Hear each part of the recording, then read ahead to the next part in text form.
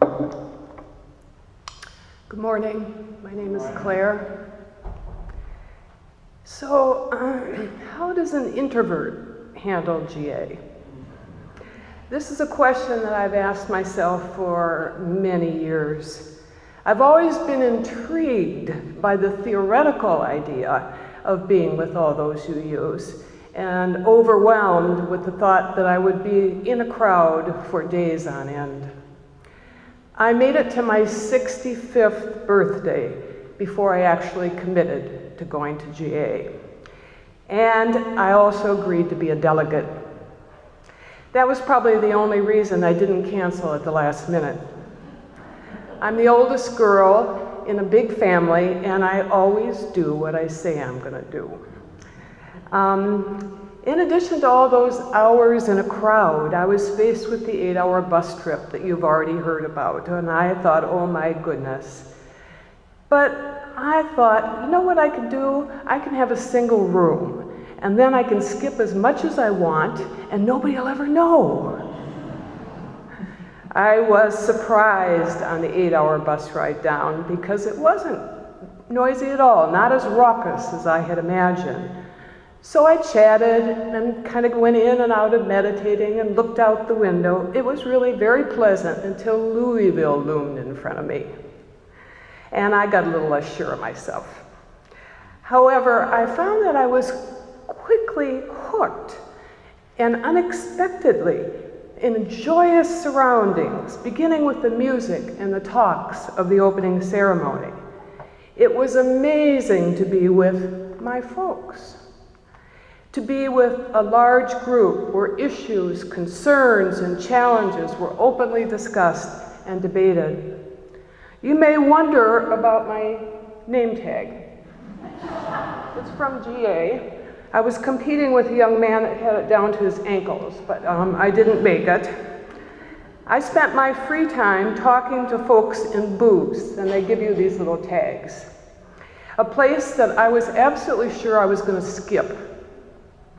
From the UU bookstore, UUA bookstore, to the UU Buddhist group, from the I reduced my carbon footprint to the welcoming congregation, I was awed by the diversity. I had almost as many of those tags as the teens did. You may wonder about my apron, kind of a funny thing to wear to church. It says, "Go vote," if you can't read it. Is there anybody here that was a part of the Go Vote Coalition? Nobody? It was a long time ago.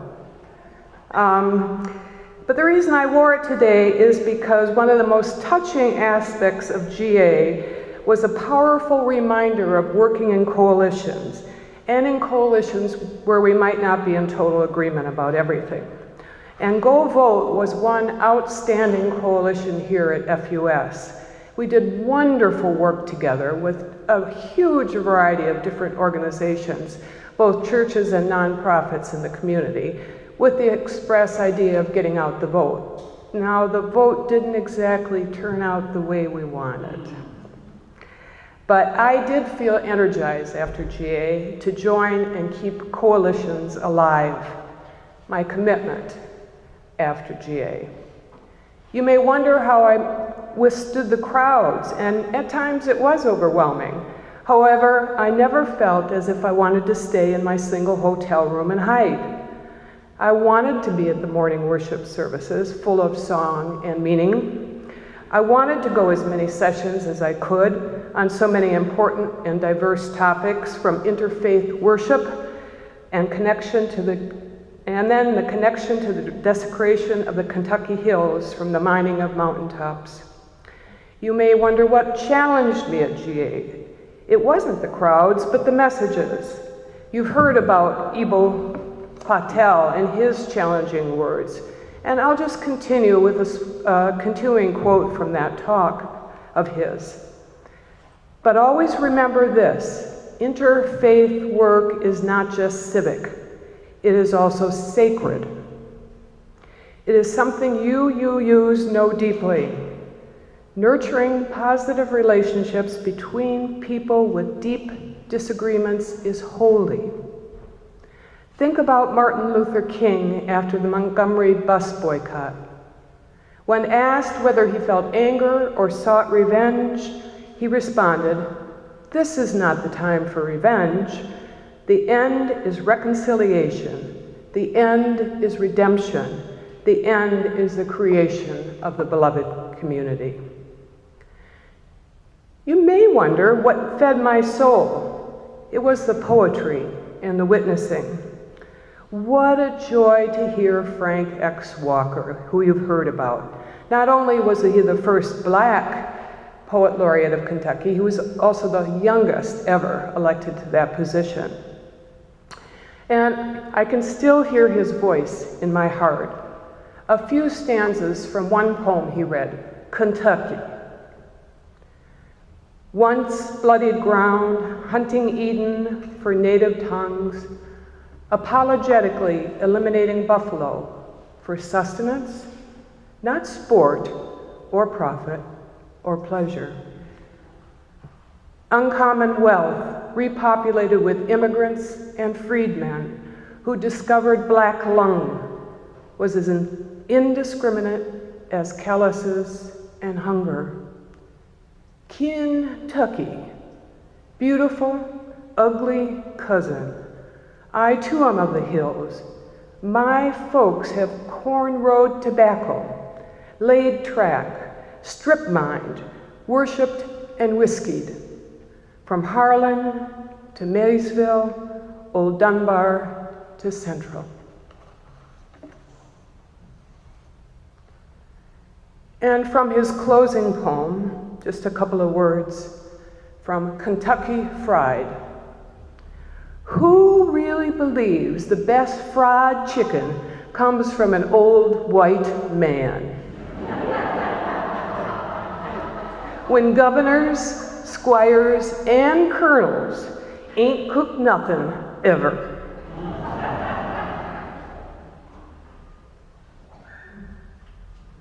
And then there was the witnessing at the banks of the Ohio River that you've already heard about. Just 2 miles away, the dirtiest coal processing plant in the US. Blocks and blocks of people full of UUs, other faith groups, and local environmental groups. The bottles of water that we were given from the river to remind us of the contamination. Hopefully this will go into our water communion next 2 weeks from now. And just miles away in Louisville, ash pits next to poor neighborhoods, infecting those who breathe the air. And of course, those are poor neighborhoods.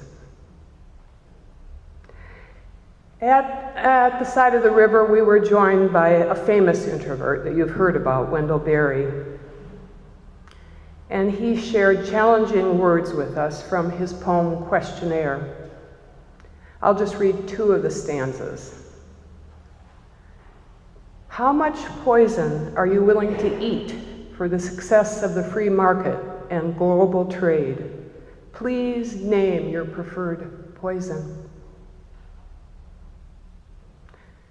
What sacrifices are you prepared to make for culture and civilization? Please list the monuments, shrines, and works of art you would most willingly destroy.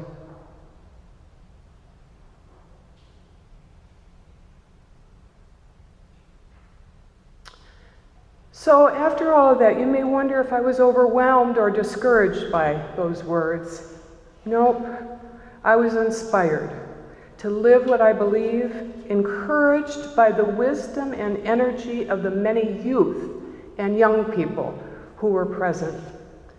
Excited to think about interfaith cooperation again, committed to the power of coalitions, and supported in my belief that we can bring our best selves forward, and that yes, we can make this a better world.